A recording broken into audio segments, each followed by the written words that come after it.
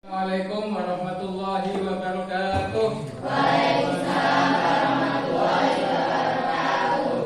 Bagaimana kabarnya anak-anak?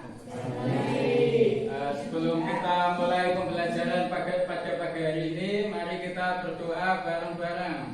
Bismillahirrahmanirrahim. Raditu billahi rabban wa bil islami dinan wa bi Muhammadin nabiyyan wa rasulan. Rabbi zidni ilma warzuqni fahma. Qala rabbi shrah li sadri wa yassir li amri wahlul 'uqdatam min lisani yafqahu qawli. Amin. Ada yang tidak masuk? Masuk semua ya? Masuk semua. Untuk pelajaran kemarin kita membahas apa? Makmum muwafiq dan makmum masbuk. Makmum masbuk itu yang bagaimana? Ayo, makmum masbuk yang ketinggalan sehingga tidak cukup untuk membaca Fatihah bareng dengan imam. Kalau makmum muwafiq, ya, makmum atau makmum yang bareng pada rakaat pertama yang cukup baca Fatihah bareng dengan imam. Untuk materi kali ini akan membahas tentang pergantian imam. Pergantian imam. Kemudian tujuan pembelajaran kali ini nanti setelah kita belajar tentang materi pergantian imam dan cara mengingatkan imam yang lupa, diharapkan kalian bisa menguraikan tentang tata cara mengganti imam di tengah berlangsungnya sholat berjamaah dengan benar. Kemudian yang kedua, nanti diharapkan kalian bisa menguraikan hikmah sholat berjamaah dengan benar. Kemudian tujuan pembelajaran yang ketiga, diharapkan kalian bisa mempraktekkan bagaimana cara mengingatkan imam yang lupa dan cara menggantikan imam yang batal dengan benar. Dalam sholat berjamaah ini, ya, pernah kalian jamaah imamnya lupa atau tidak? Nah, itu sebagai manusia itu al-insanu mahalul khoto' wan nisyan. Manusia itu tempatnya lupa dan tempatnya salah. Makanya biasa kalau seorang imam itu dalam berjamaah kadang mengalami hal-hal yang lupa. Itu sudah menjadi kebiasaan. Untuk langkah-langkah pembelajaran pagi hari ini nanti biar kita semangat, mari kita membaca sholawat dulu. Ayo bareng-bareng. Allahumma sholli ala sayyidina Muhammadin tibil qulubi wa dawaiha wa afiyati abdani wa shifaiha wa nuril absari wa diyaiha wa alihi wa sahbihi wa sallim. Amin. Untuk langkah pembelajaran kali ini nanti pertama kita mengamati.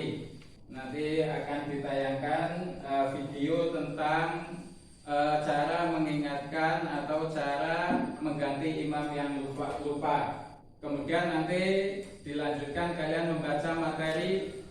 Saya kasih waktu 5 menit. Kemudian nanti ada keterangan dari saya tentang sekilas tentang cara mengingatkan dan mengganti imam yang lupa. Kemudian setelah itu nanti diharapkan kalian bertanya, banyak bertanya untuk kita bahas, kita diskusikan dalam pembelajaran kali ini.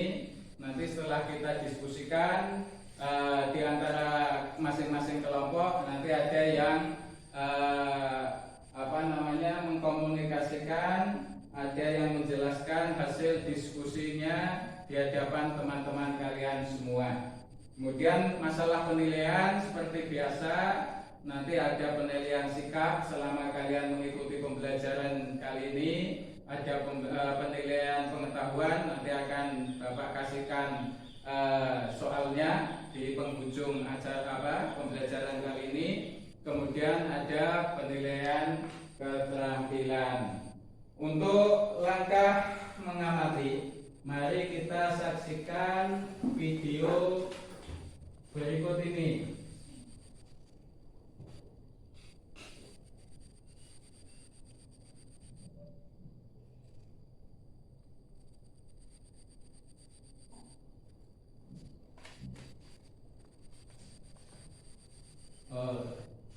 Kelihatannya videonya agak bermasalah ini ya. Nanti sudah kita ulangi lagi untuk mengamati. Kita saksikan video berikut ini.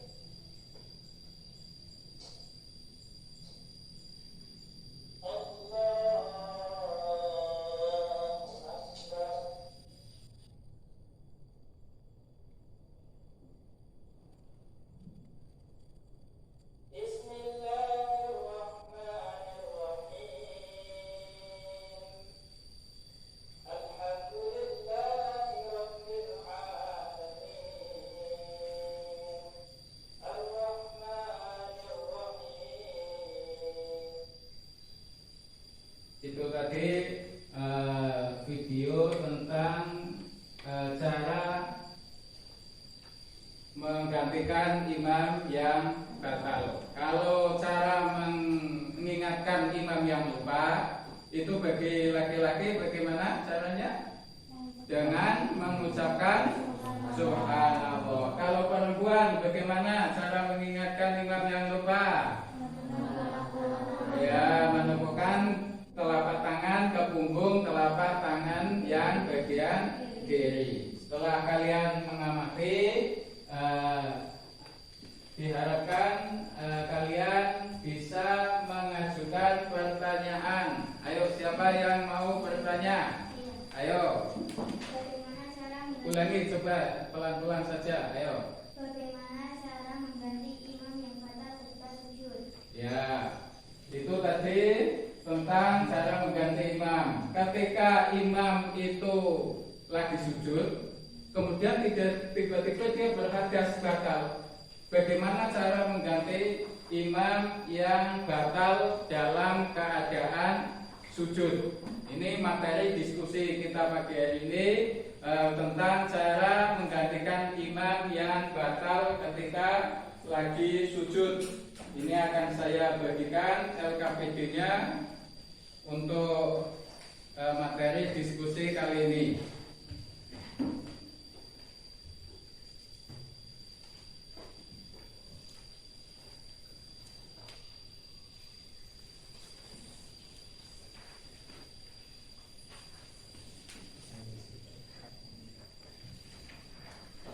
Ya, bisa dimulai kegiatan diskusi pada pagi hari ini.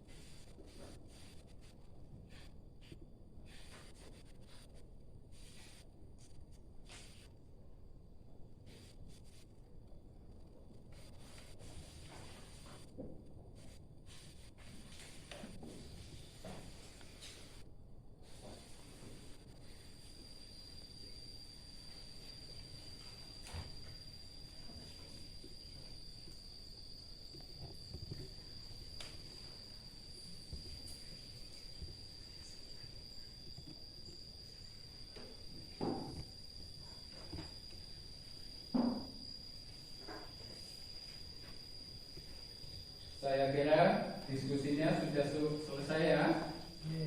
Ada yang belum selesai? Sudah semua ya? Ayo, sudah semua. Sekarang salah satu dari kelompok kalian ada yang mempresentasikan tentang hasil diskusi di pagi hari ini, yaitu bagaimana cara mengganti imam ketika posisi imam batalnya dalam posisi sujud. Bagaimana cara mengganti imam ketika imam batal dalam posisi sujud. Mulai dari kelompok yang paling kiri, ayo berdiri di sini, berdiri di depan. Ayo berdiri di depan. Ayo, ya di situ boleh. Ya. Cara menggantikannya setelah berdiri dari sujud. Oh, cara mengganti imam setelah berdiri dari sujud. Ayo, kelompok yang kedua.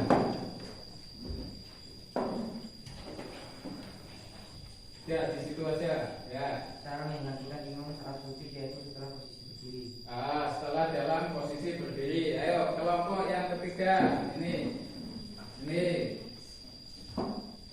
Cara menggantikannya yaitu ketika imam sudah berdiri. Oh, ketika imam sudah berdiri. Ayo, kelompok yang keempat. Ayo, maju. Ya.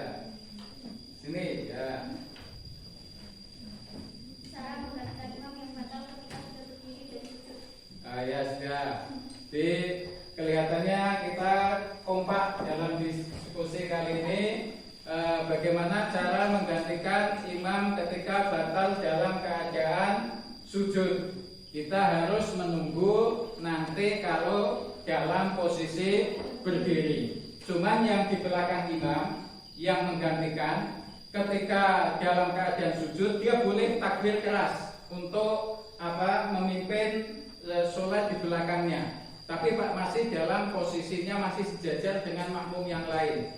Ketika sujud, dia takbirnya keras, Allahu Akbar. Kemudian sujud lagi, Allahu Akbar. Kemudian berdiri lagi, dia takbirnya keras lagi, Allahu Akbar. Setelah dia berdiri masih sejajar dengan makmum yang lain, baru dia maju satu langkah. Kemudian berhenti, kira-kira cukup untuk tumaninah atau membaca subhanallah. Kemudian berdiri satu langkah lagi, baru kemudian dia mulai menggantikan imam. Kalau Fatihahnya jahar, Fatihahnya keras, berarti dia membaca Fatihah secara keras. Itu cara mengganti imam yang batal ketika dalam posisi sujud. Kemudian untuk penguatan materi, ya, pergantian imam itu istilahnya istikhlaf. Pergantian imam itu istilahnya apa? Istikhlaf. Istikhlaf adalah pelimpahan dari imam untuk menggantikan posisinya dalam memimpin dan meneruskan sholat. Jadi istikhlaf itu ketika imam batal, kemudian imam menunjuk salah satu makmum yang terdekat untuk menggantikan dirinya sebagai imam. Kemudian dalam istikhlaf ini yang berkaitan dengan ketika imam itu batal. Kemudian pada sholat Jumat, sholat Jumat itu wajib imam itu menunjuk pengganti. Karena sholat Jumat itu harus dikerjakan secara berjamaah. Tapi kalau selain sholat Jumat, misalnya imam tidak menunjuk, itu tidak apa-apa. Boleh jadi ketika imam batal, makmum langsung sholat sendiri-sendiri itu boleh. Kecuali kalau sholat Jumat. Kalau sholat Jumat, imam harus menunjuk gantinya. Karena sholat Jumat itu harus dikerjakan secara berjamaah. Cara penggantian imam, proses penggantian dengan isyarat, tidak dengan kata-kata. Boleh dengan menarik, boleh dengan menepuk orang yang akan dijadikan pengganti oleh imam. Kemudian makmum yang diberi isyarat untuk menggantikan imam, dia langsung maju menggantikan posisi imam. Itu cara menggantikan imam yang batal, atau istilahnya apa tadi, mengganti imam yang batal, istilaf. Kemudian cara mengingatkan imam yang lupa. Nih, kalau makmum laki-laki, cara mengingatkan imam yang lupa dengan membaca apa? Subhanallah. Itu bacaan apa namanya? Tasbih. Dengan membaca tasbih subhanallah dengan niat zikir. Jangan niat mengingatkan. Niatnya zikir. Kalau niat mengingatkan saja itu batal. Kalau niat zikir dan mengingatkan itu tidak apa-apa.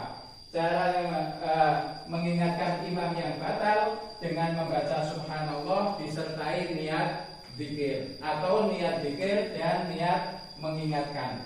Kemudian kalau makmum perempuan, cara mengingatkan imam yang batal dengan menepukkan telapak tangan kanan ke punggung telapak tangan yang kiri, seperti ini. Kalau imam batal, ini imam lupa, bagi makmum perempuan seperti ini. Prakteknya tetap di sini. Dan ini tidak main-main, harus diniati untuk mengingatkan imam yang lupa. Kemudian hikmah sholat jamaah. Hikmah sholat jamaah bagi imam. Sholat jamaah itu adalah imam itu, posisi imam itu adalah amanat, sama dengan kepemimpinan. Misalnya menjadi ketua kelas, menjadi pemimpin di kampungnya, pemimpin pemerintahan, itu termasuk amanat yang harus dipegang, jangan disalahgunakan. Harus bisa menjaga amanat tersebut. Sebagai imam itu harus menjaga amanat dia sebagai imam. Yang kedua, sebagai imam atau pemimpin, dia harus melayani, bertanggung jawab dengan makmumnya atau yang dipimpinnya. Kalau dalam imam sholat, berarti dia harus mengetahui makmumnya itu kondisinya bagaimana. Kalau orang tua, berarti sholatnya jangan terlalu cepat, jangan terlalu pelan, karena kasihan orang tua. Jadi kalau misalnya makmumnya kebanyakan musafir, sholatnya lebih baik agak dipercepat. Jadi sebagai imam harus bertanggung jawab dan bisa melayani makmumnya atau melayani orang yang dipimpin. Kemudian sebagai imam pula, dia itu tidak kebal terhadap kritikan. Sholat jamaah ketika lupa, imam diingatkan, imam harus menerima. Ketika menjadi pemimpin, imam boleh ketika salah, imam harus siap menerima, pemimpin harus siap menerima dikritik dari orang yang dipimpin. Kemudian hikmah jamaah bagi makmum. Seorang makmum itu pertama harus mengikuti imam. Dalam sholat itu tidak boleh makmum itu berbeda gerakan dengan imam. Dalam pemimpin masyarakat, pemimpin di sekolah, di kelas, juga seperti itu. Yang dipimpin itu harus mengikuti pimpinannya. Kemudian yang kedua, orang yang dipimpin itu ketika imamnya salah, siap mengingatkan dengan cara-cara yang benar. Tidak mengingatkannya itu dengan cara yang dia sukai. Sebagaimana sholat, cara mengingatkan imamnya dengan cara yang telah ditentukan. Begitu pula pemimpin di kelas, pemimpin di masyarakat, ketika salah, kita sebagai rakyat cara mengingatkannya dengan cara-cara yang santun, dengan cara-cara yang benar. Saya kira pembelajaran di pagi hari ini kalian sudah mengikuti pembelajaran dengan antusias. Diskusinya saya lihat sudah mulai hidup. Ini termasuk kemajuan kita dalam pembelajaran kali ini. Kemudian saya ulangi lagi, tadi kita membahas tentang masalah apa? Cara mengingatkan imam yang lupa. Bagaimana kalau makmumnya laki-laki caranya? Mengucapkan tasbih. Kalau makmumnya perempuan, cara mengingatkan imam? Ya, menepukkan telapak tangan kanan ke punggung telapak tangan yang kiri. Ini pelajaran kita kali ini. Untuk pelajaran yang akan datang, kita akan membahas tentang masalah tata cara zikir dan doa setelah sholat. Untuk penilaian pembelajaran kali ini akan saya kasih soal, nanti bisa dikerjakan di rumah untuk besok bisa dikumpulkan lagi.